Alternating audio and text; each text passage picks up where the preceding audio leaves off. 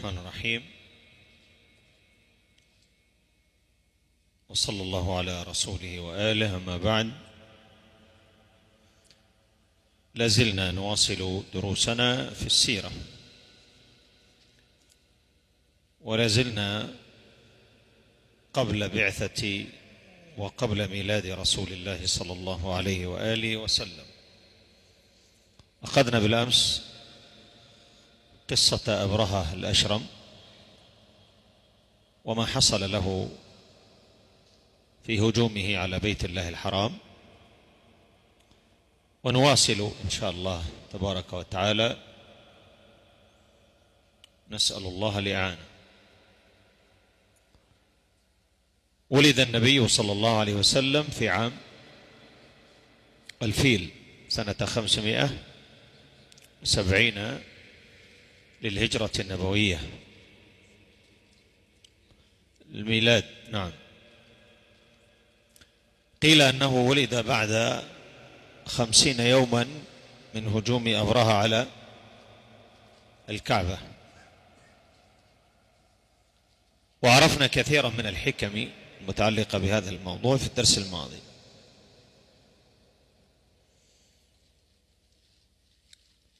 اصطفى الله النبي صلى الله عليه وسلم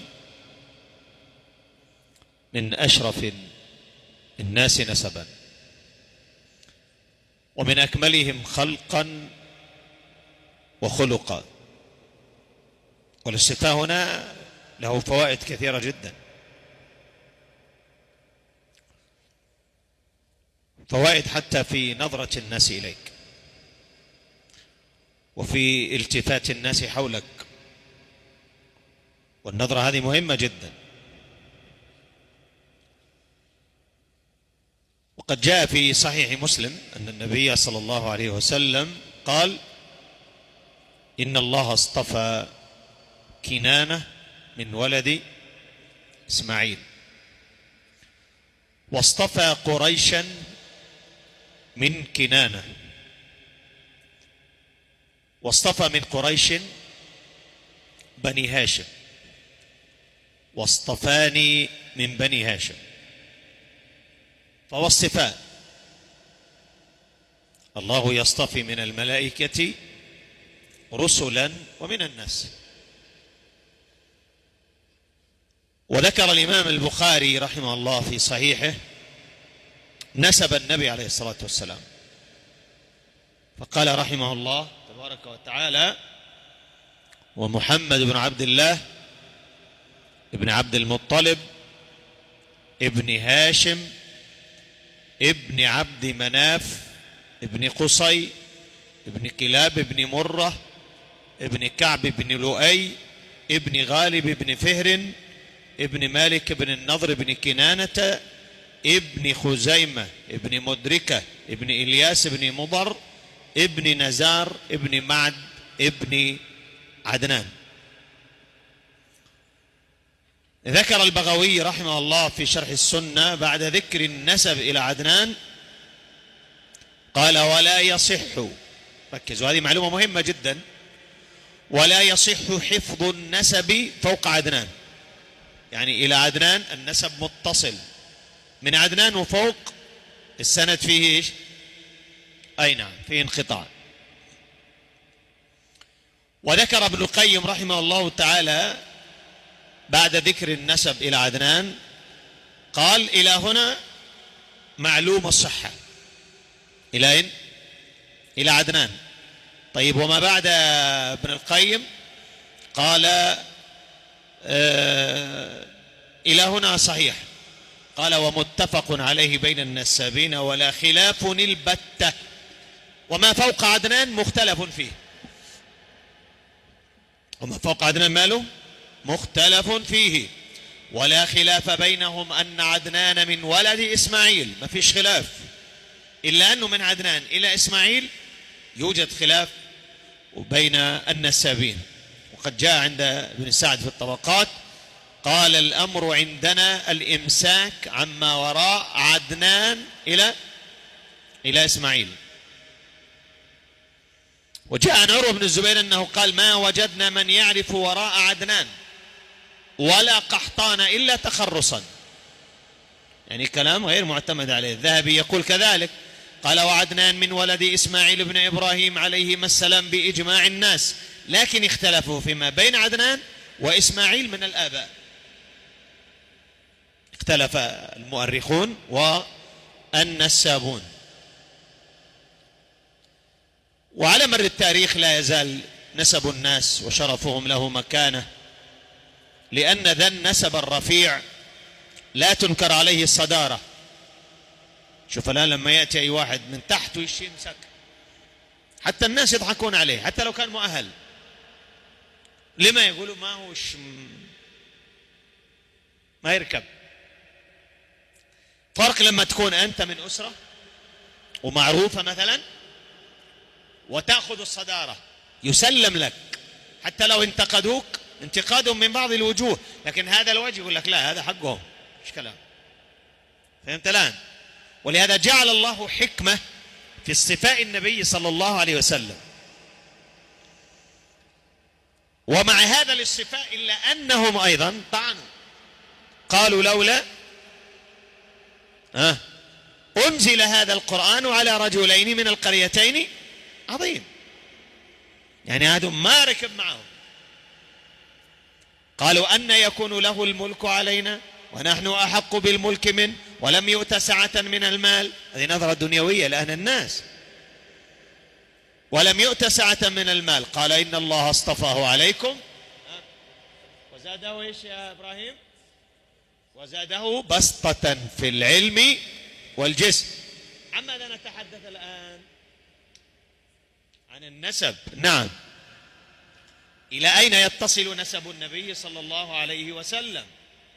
إلى عدنان. جميل، معناها إلياس مركز. وما بعد عدنان يا عبد الرحمن؟ ما تدري؟ إسماعيل. منقطع. نعم، اختلفوا من عدنان إلى إسماعيل لأنه في مجموعة آباء لكن غير مرتبين الآن، ولا يدرون هذا. من عند عدنان صعب، وصلنا إلى عدنان ومن عدنان اختبطت الحسبة. إذن هذا هو نسب النبي صلى الله عليه وآله وسلم.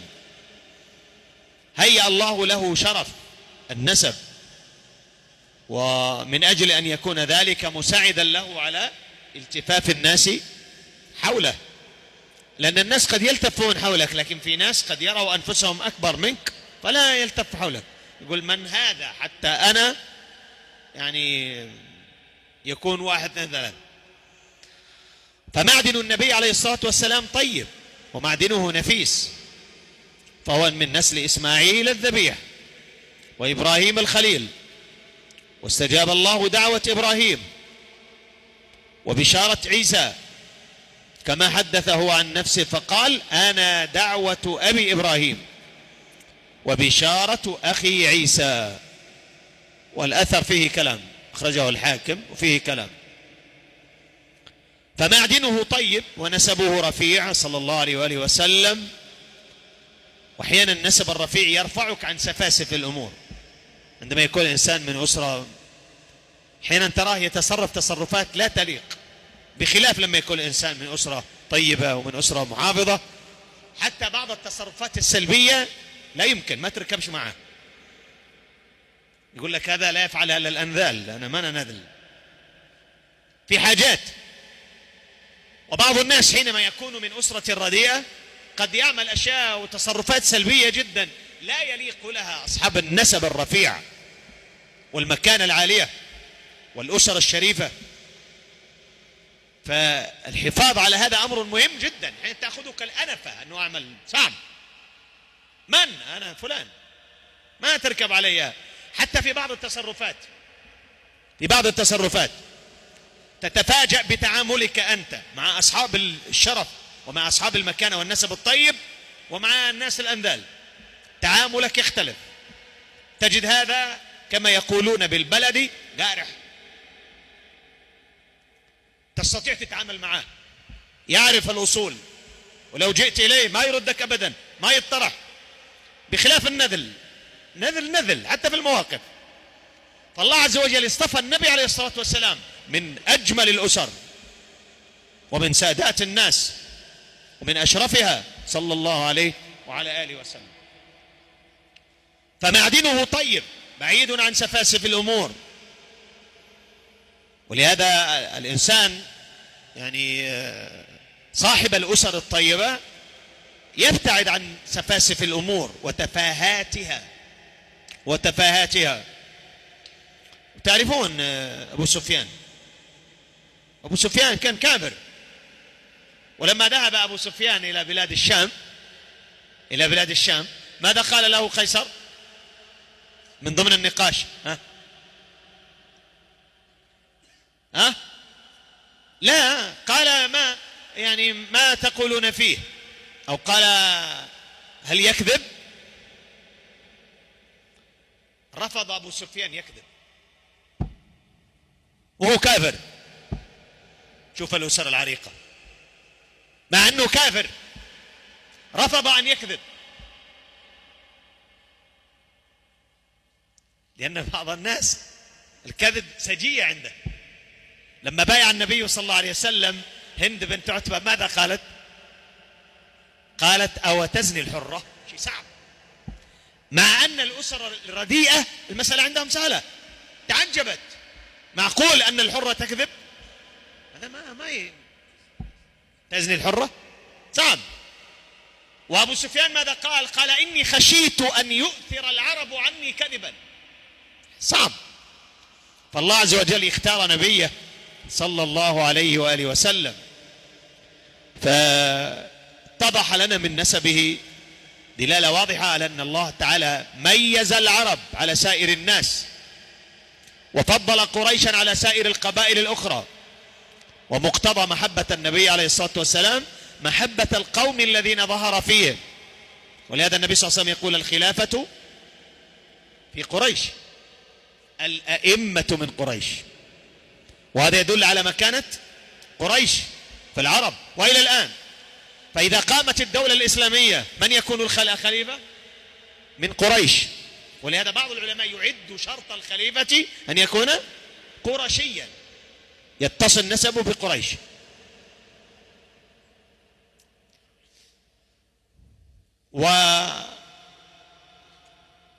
نعم، ماله المهدي من أهل البيت، هذا فوق قريش. أيوة، المهدي من نسل الحسن.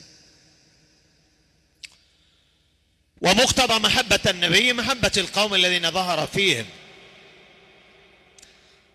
وذلك لأن الحقيقة العربية القرشية قد شرف كل منها ولا ريب، وذلك بانتساب النبي عليه الصلاة والسلام إلى قريش. ازدادت قريش نسبا، وازدادت قريش مكانة، وازدادت قريش عراقة.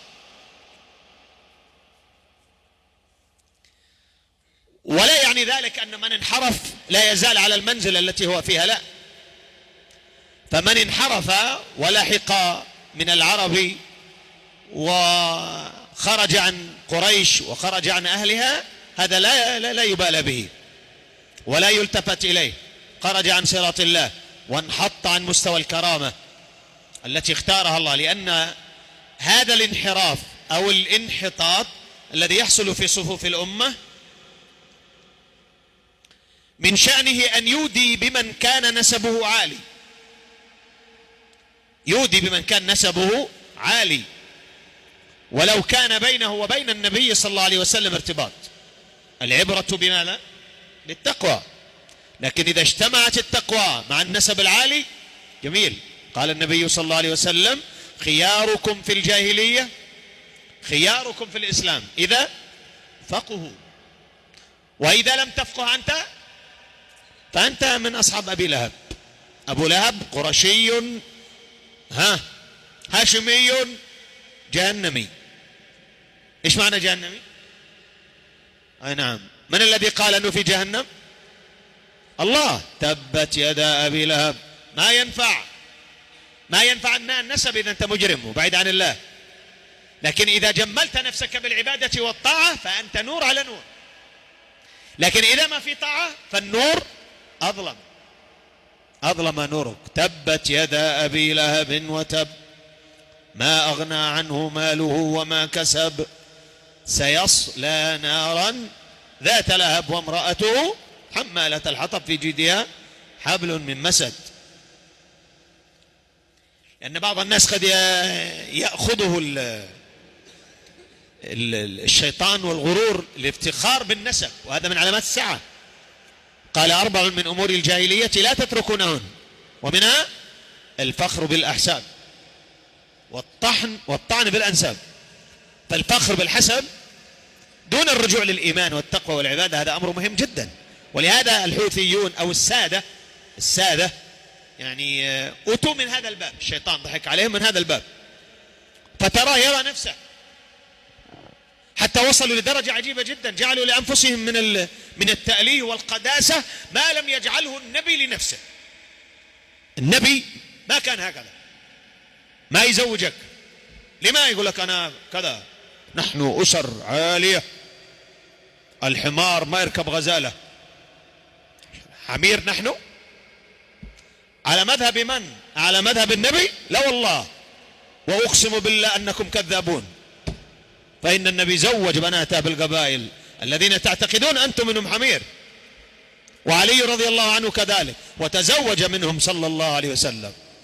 فأنتم لستم على طريقته ولا على مذهبه في هذا، ليس على مذهبه ولا على طريقته، أنتم على طريق عبد الله بن سبأ.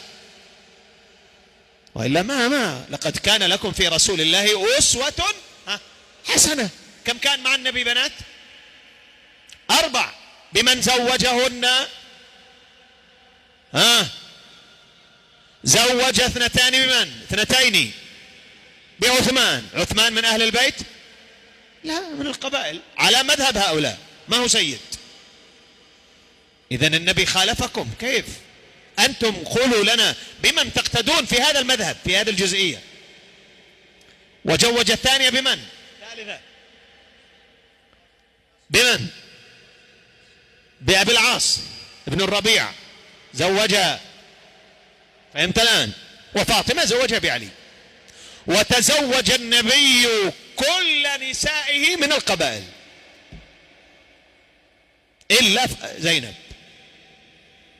كل نسائه. إذن هم على من يسيرون؟ على طريق من؟ يقول لك أنا ما يصلح أزوج. نحن نتحدث عموما، ما علينا من التفصيل، ما هذا عن يسليله. نحن لا ننكر أن بعضهم يتصل نسبه بالنبي، لكن بعضهم مش بالنبي، يعني بأهل البيت. أما النبي وخلف بنات، ما عنده أولاد.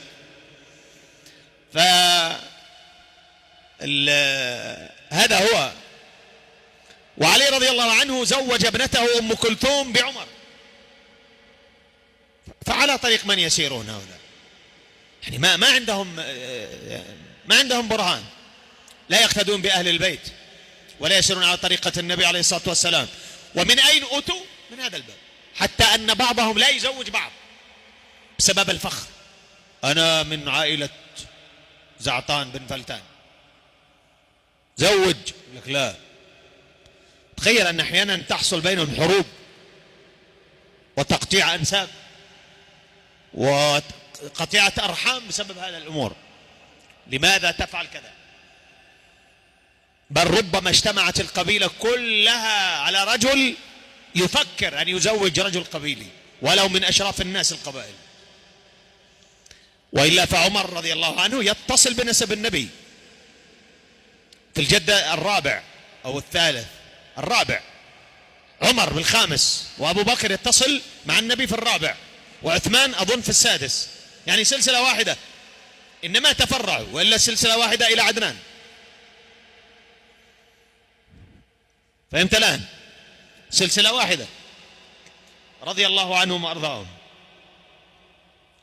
فالنبي عليه الصلاة والسلام كان من خيار الناس، قال فأنا خيار من خيار من خيار. ولهذا إذا من الله عليك وكنت من أسرة طيبة صاحبة استقامة والتزام وصاحبة عبادة، لا تطرح نفسك بالأخلاق السيئة، ولا تبقى رجل سوء، ولا تجالس السقط والرعاع من الناس، لأن هذا مكان لا يليق بك. حين تحصل بعض الأولاد من أسر طيبة ويذهب مع السفلة، غلط، ما يليق بك هذا، ما يليق بك أن تجلس مع السفلة من الناس، ينبغي أن ترفع نفسك. فهذا مسألة مهمة. طبعا النبي عليه الصلاة والسلام أمه ما اسمها عندك؟ آمنة بنت وهب، نعم، وهي أيضا ذات نسب ومكانة عالية ومن أشرف الناس. عبد الله بن عبد المطلب، وهو النبي عليه الصلاة والسلام يقال له ابن الذبيحين. لماذا يقال له ابن الذبيحين؟ من يجيب؟ ها تفضل. الذبيح إسماعيل، نعم.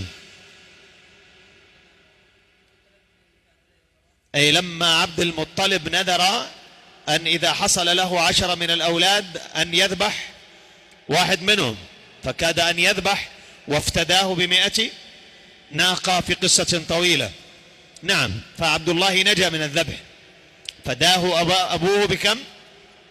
ب100 ناقة، 100 جمل ذبحها في يوم واحد. زوجه من أشرف نساء مكة نسبا، هذا عبد الله. من الذي زوجه؟ أبوه. من أبوه؟ ها؟ من أبوه؟ عبد المطلب. ما لكم أنتم معنا ولا معاهم؟ صح صح، ركز. لم يلبث أبوه أن توفي. من الذي توفي؟ أبو طالب. ها؟ نعم. من الذي توفي يا أبا سفيان؟ عبد الله من؟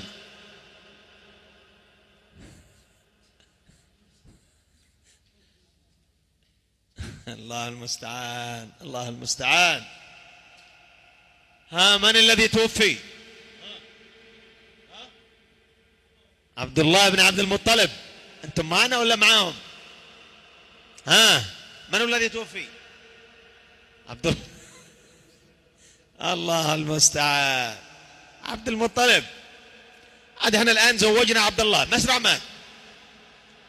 بارك الله فيكم، صح صح، انتبه، خليك معنا. عش هذه الأحداث بروحك واسبح معها كأنك تعيش ذلك الجو.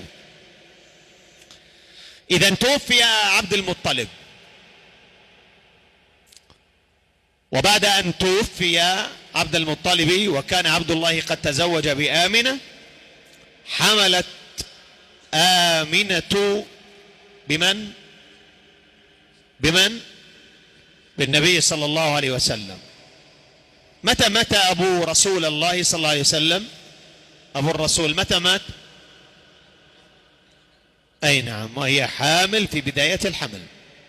مات عبد الله ابن عبد المطلب وزوجته حامل.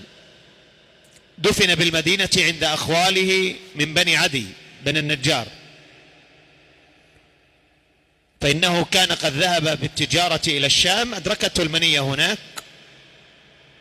وهو راجع، وترك هذه النسمة المباركة، وكأن الله عز وجل يقول له قد انتهت مهمتك في الحياة يا عبد الله، خلاص أديت المطلوب.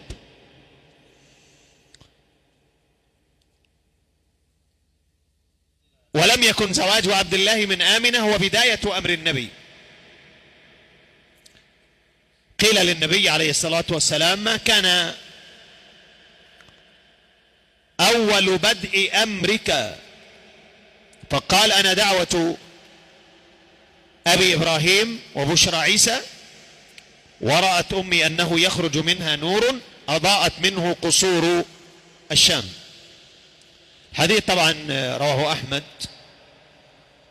ويحسن بعض العلماء إسناده وله شواهد، الحاكم صححه.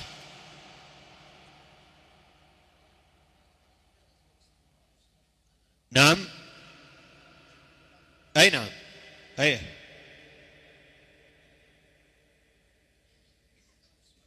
نعم صح. ها.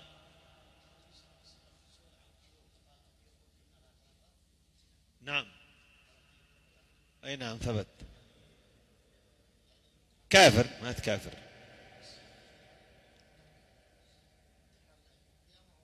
كافر من أهل الفترة كافر خلاص. نعم.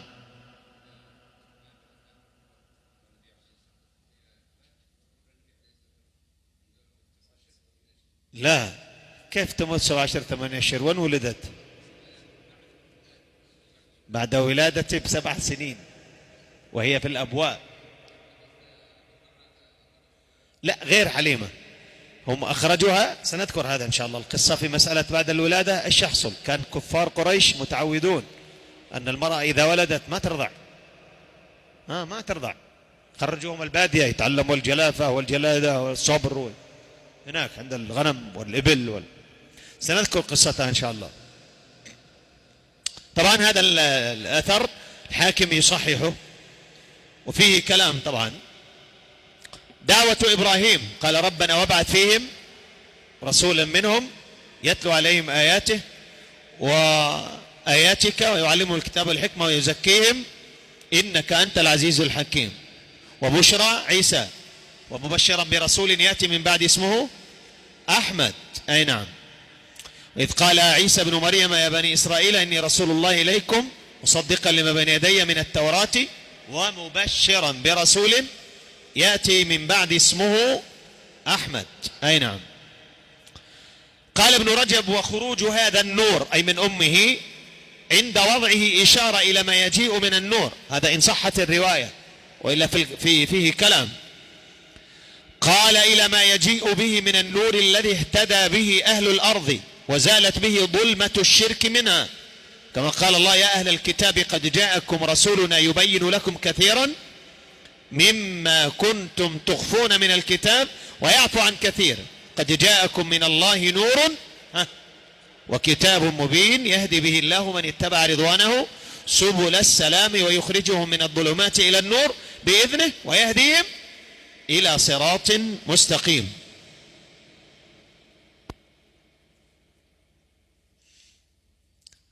وذكر قصور الشام هنا أنه خرج منها نور أضاءت له القصور في الشام. لماذا اختار الشام بالذات؟ يقول ابن كثير معلقا في كلام جميل قال ومعنى ذلك أي ابن كثير يقول وتخصيص الشام بظهور نوره إشارة إلى استقرار دينه وثبوته ببلاد الشام، ولهذا تكون الشام في آخر الزمان معقلا للإسلام وأهله، وبها ينزل عيسى بن مريم بدمشق بالمنارة الشرقية البيضاء منها. ولهذا جاء في الصحيحين لا تزال طائفة من أمتي ظاهرين على الحق لا يضرهم من خذلهم ولا من خالفهم حتى يأتي أمر الله وهم على ذلك. وفي صحيح البخاري قال وهم بالشام. أما أكناف بيت المقدس وفي بيت المقدس فالرواية ضعيفة لا تصح. أي نعم. إذن ميلاد النبي صلى الله عليه وسلم كان نورا وفرجا للعالم كله. ولد النبي صلى الله عليه وسلم يوم الاثنين. أين الدليل على مولده يوم الاثنين؟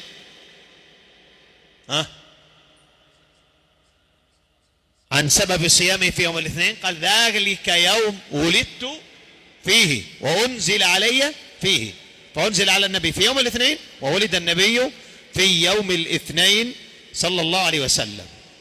كثير من المؤرخين يقولون في 12 ربيع، إلا أن بعض المؤرخين أكد أنه كان في 9 ربيع، وإلى هذا جنح كثير من المتأخرين. وبعضهم قال في 21، وبعضهم قال مش في رجب في ربيع في غير ربيع. إذن اليوم الذي ولد النبي فيه معلوم وهو يوم الاثنين، لكن تاريخ كم؟ هنا محل خلاف بين أهل العلم، منهم من رجح أنه كان في اليوم 9 وليس في اليوم 12، لأنهم لم يكونوا يهتموا مسألة التاريخ هذا، كان يقولوا ولد عام الفيل مثل ما مر معنا في الدرس الماضي. لكن مسألة الموت منضبطة. متى توفي؟ في 12 من شهر ربيع الأول في يوم الاثنين، هذه الوفاة. أما الميلاد فكان في يوم الاثنين. متى التاريخ؟ هذا غير منضبط.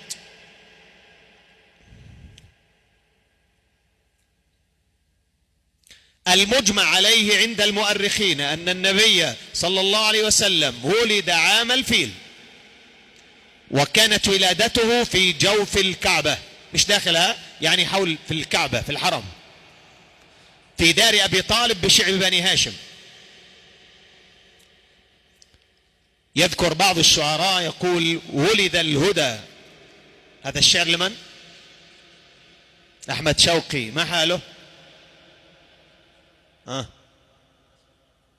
ما كان على الجادة، رجل لديه كلمات منحرفة ولديه كلمات ساقطة، مع أنه كان شاعر وبليغ، إلا أنه كان يعني تقول قريب إلى الحداثيين، لديه كلمات نابية. لكن هذا القصيدة منه جميلة: ولد الهدى فالكائنات ضياء، وفم الزمان تبسم وثناء، الروح والملأ الملائك حوله، للدين والدنيا به بشرى، إلى آخر قصيدته. وقال بعضهم: بلغ الزمان من الحياة عتيا، لكن يوما لا يزال فتيا، يمشي على الأحقاب مشية فاتح، في موكب جعل السنين مطيا، اتخذت له الأعوام في أيامها عرشا فأصبح تاجها الأبدية، ومضت به الأجيال خطوات من بلغ الرشاد وكان قبل صبيا، أعظم بيوم جاء يحمل رحمة للعالمين وعزة ورقيا، ولدت به للكائنات حقيقة أضحى بها سر الحياة جليا. قصائد بعضها أحيانا لبعض المتصوفة أو لبعض المحبين. مثلما مر معنا أن العرب كانوا إذا ولد لهم في مكة ولد، الأم لا ترضع، بمجرد أن يلد على طول يزف إلى البادية. وكنا نساء البادية متعودات، لأنه نساء البادية من الناحية الاقتصادية قليلات ضعيفات الاقتصاد، فالمرأة في القرية والبادية عند الغنم ما في مال، ما في سيولة، فكانت المرأة تتعود، يخرجن يتنقلن في مكة يبحثن عن طفل ترضعه مقابل دريهمات. في يوم من الأيام خرجت النساء من البادية، وكل واحدة تخرج ومعها ناقة تحملها مع زوجها وعليها الطعام والشراب، وذهبوا إلى مكة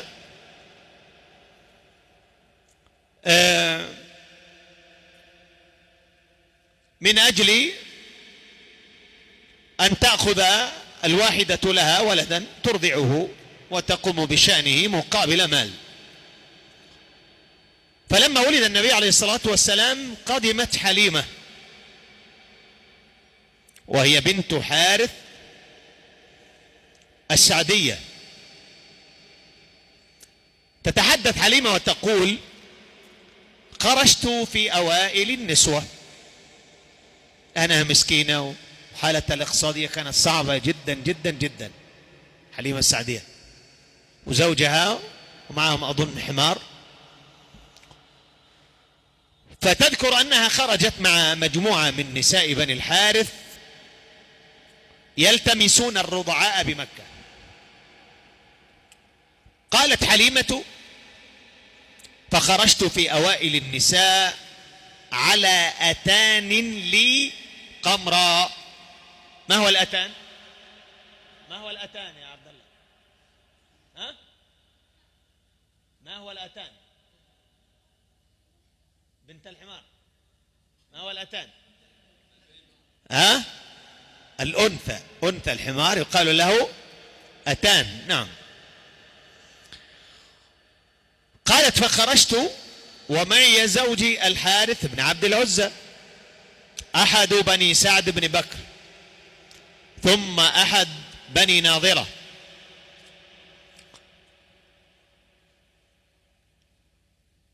قالت قد أدمت، ركز معي، قد أدمت أتانا، يعني قد فيها دم يخرج منها في ركبها من كثرة احتكاك ركبها ببعضها البعض، يعني الأتان تعبانة جدا حتى مشيتها تعبان. وكانت حليمة من أسرة فقيرة كما سمعت، ومعي بالركب شارف، والشارف ناقة مسنة كبيرة، والله ما تبض بقطرة لبن، ما تبض بقطرة لبن، يعني ولا فيها حتى لبن.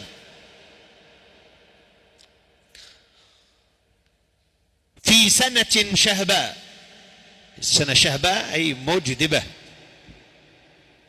قد جاء الناس حتى خلص إليهم الجهد، ومعي ابن لي، والله ما ينام ليلنا، وما أجد في يدي شيئا أعلله به إلا أن نرجو الغيث، وكانت لنا غنم فنحن نرجوها. كيف الحالة الآن؟ حالة صعبة، يعني لما تغمض عينك وتتخيل أتان أرجلها تخرج دم، ومعهم شاة كبيرة أو ناقة كبيرة في السن لا يوجد فيها حتى قطرة لبن واحدة، وحالتهم الاقتصادية، ولا تجد حليمة لابنها ما تعلله إذا بكى. ايش معنى تعلله؟ تلهيه إذا بكى ليسكت. قالت فلما قدمنا مكة، النبي عليه الصلاة والسلام كان مولود جديد، فما بقي منا أحد إلا عرض عليه رسول الله صلى الله عليه وسلم. طبعا حليمة تقدمت الأولى، وصلت هي بيت النبي، دخلت، أول ما دخلت بيت النبي قالت معكم ولد؟ قالوا نعم. أين أبوه؟ مات. معه مال؟ قالوا لا، حالة اقتصادية صعبة. حليمة خرجت وتركته، ما أخذته، لأنها ما جاءت تأخذ فقيرا، هي ما عندها مجال. والنساء اللواتي جئن بعدها دخلنا نفس البيت، دخلنا نفس البيت وخرجنا جميعا، ما أخذوه. لما؟ أبوه ميت وليس عنده قدرة على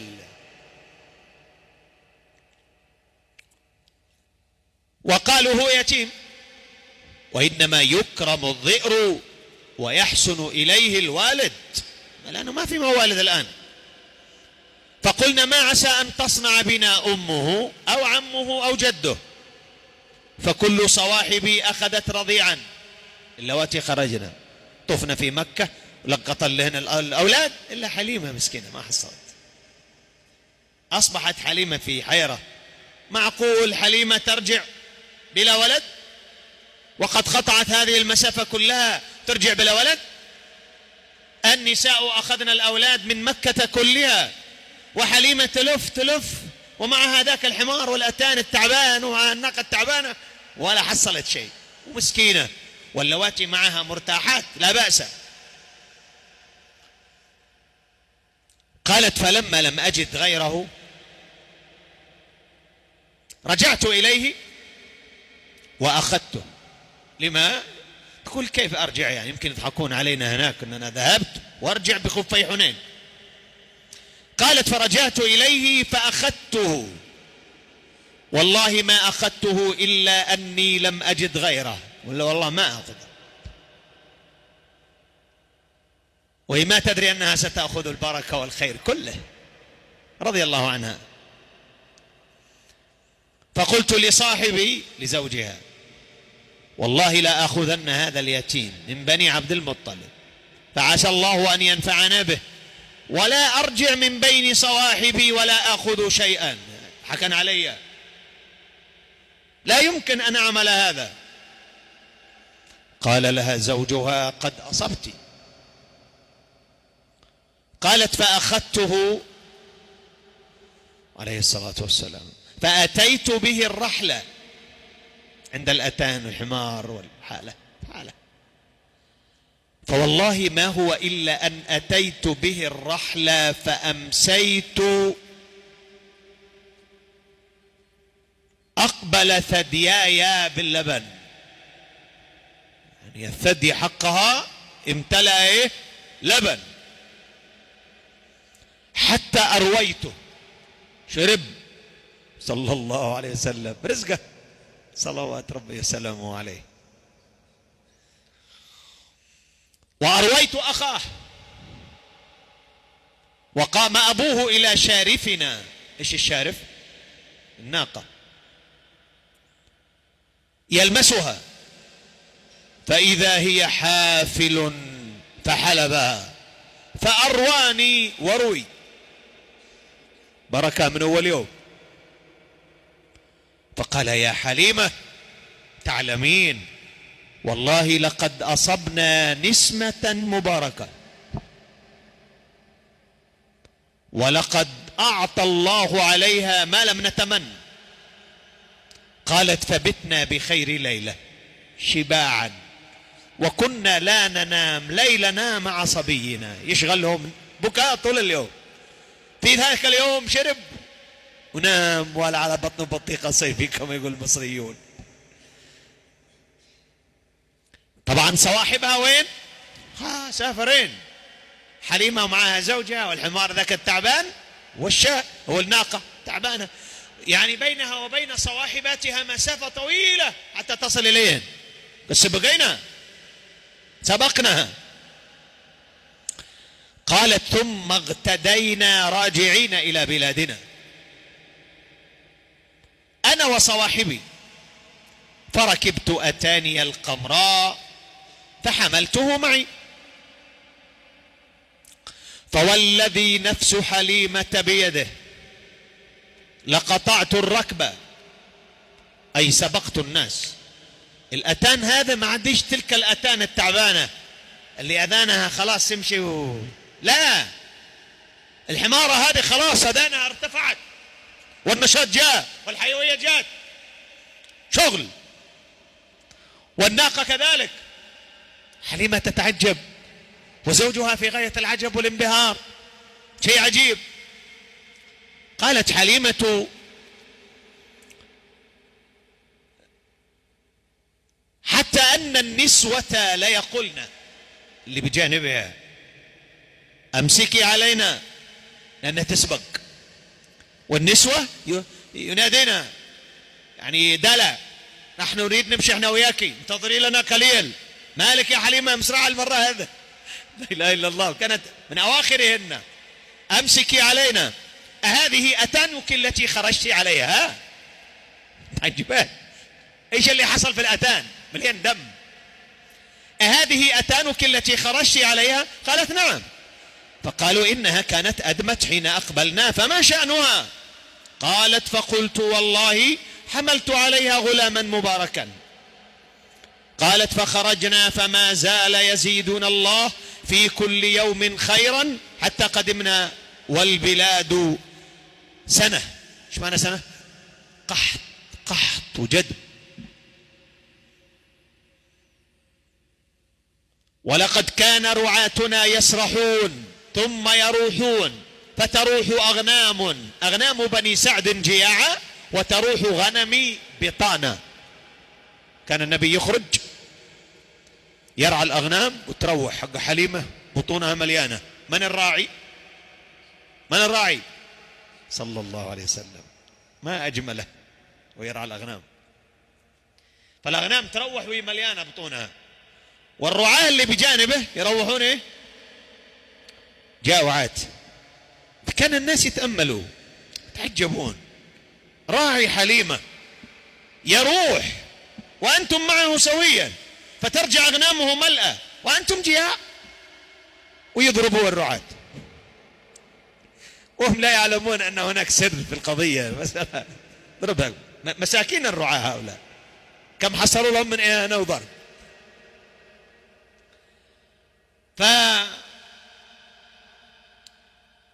قالت فنحلب ونشرب فيقولون ما شأن غنم الحارث بن عبد العزى وغنم حليمة تروح شباعا حفلا وتروح غنمكم جياعا ويلكم اسرحوا حيث تسرح غنم رعائهم فيسرحون معهم فما تروح إلا جياعا كما كانت وترجع غنمي كما كانت. قالت وكان يشب شبابا ما يشبه أحد من الغلمان، شباب مختلف يشب في اليوم شباب السنة. فلما استكمل 2 أقدمناه مكة أنا وأبوه فقلنا والله لا نفارقه أبدا ونحن نستطيع. فلما أتينا أمه قلنا والله ما رأينا صبيا قط أعظم بركة منه وإنا نتخوف عليه وباء مكة، يعني ما فيش داعي يجلس عندكم في مكة، حريصين عليه لأنه انتفعوا به. وأسقامها فدعيه نرجع به حتى تبرئي من دائك. فلم نزل بها حتى أذنت فرجعنا به فأقمنا أشهرا 3 أو 4. فبينما هو يلعب خلف البيوت هو وأخوه فإذا بهم في بهم لنا، يعني صغار الظأن، في بهم لنا إذ أتى أخوه يشتد يجري، أخوه هرب. فقال لي ولأبيه إن أخي القرشي أتاه رجلان عليهما ثياب بيض فأخذاه وأضجعاه فشق بطنه فخرجت أنا وأبوه. حليمة تقول يشتد فوجدناه قائما قد انتقع لونه، أي محمد عليه الصلاة والسلام، أي تغير. فلما رآنا أجهش إلينا وبكى. قالت فالتزمته أنا وأبوه فضممناه إلينا ما لك بأبي وأمي؟ قال أتاني رجلان وأضجعاني فشق بطني ووضع به شيئا ثم رداه كما هو. فقال أبوه والله ما أرى ابني إلا وقد أصيب، الحقي بأهله، رديه لا يمرض ولا يقع على شيء، رديه إلى أهله، فرديه إليهم قبل أن يظهر له ما نتخوف منه. قالت فاحتملناه فقدمنا به على أمه فلما رأتنا أنكرت شأننا وقالت ما رجعكما به قبل أن أسألكما وقد كنتما حريصين على حبسه. فقلنا لا شيء إلا أن قضى الله الرضاعة وسرنا ما نرى وقلنا نؤويه كما تحبون أحب إلينا. فقالت إن لكما شأنا فأخبراني ما هو؟ فلم تدعنا حتى أخبرناها. فقالت كلا والله لا يصنع الله ذلك به، إن لابني شأنا أفلا أخبركما خبره إني حملت به فوالله ما حملت حملا قط كان أخف علي منه ولا أيسر منه. ثم أريت حين حملته خرج مني نور أضاء منه أعناق الإبل ببصرة، أو قالت قصور بصرة نعم. ثم وضعته حين وضعته فوالله ما وقع كما يقع الصبيان، لقد وقع معتمدا بيديه على الأرض رافعا رأسه إلى السماء فدعاه عنكما فقبضته وانطلقنا. الحديث أخرجه أبو يعلى وأخرجه أيضا ابن إسحاق، ذكر بعضهم أنه حسن بشواهده، أن له شواهد كثيرة يحسن بها، وهناك دروس وعبر من هذا الباب. إلى حينه إن شاء الله نكتفي بهذا، وإلى هنا حفظكم الله.